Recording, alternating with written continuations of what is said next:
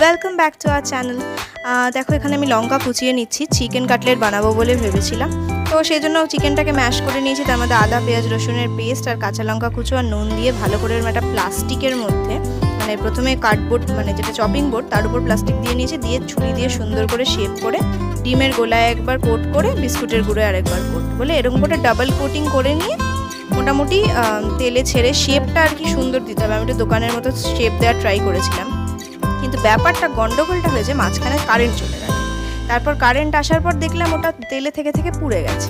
তো যাই হোক, এরকমই একটুখানি পোড়াটে পোড়াটে হয়েছিল, কিন্তু খেতে টেস্টটা বেশ ভালো হয়েছিল, মানে যে পোড়ার গন্ধটা আসছিল সেরকম কিছু হয়নি। তোমরা বাড়িতে বানিও আর কমেন্টে জানিও কেমন লাগলো ভিডিওটা। এরম আরও ভিডিও দেখতে চ্যানেলটাকে সাবস্ক্রাইব করো, আমাদের পাশে না থাকলে আমরা এগিয়ে যেতে পারবো না। তো দেখো এখানে ও খেয়ে দেখাচ্ছে, ওর তো ভালোই লেগেছে। তোমরা সাবস্ক্রাইব করো, বাই।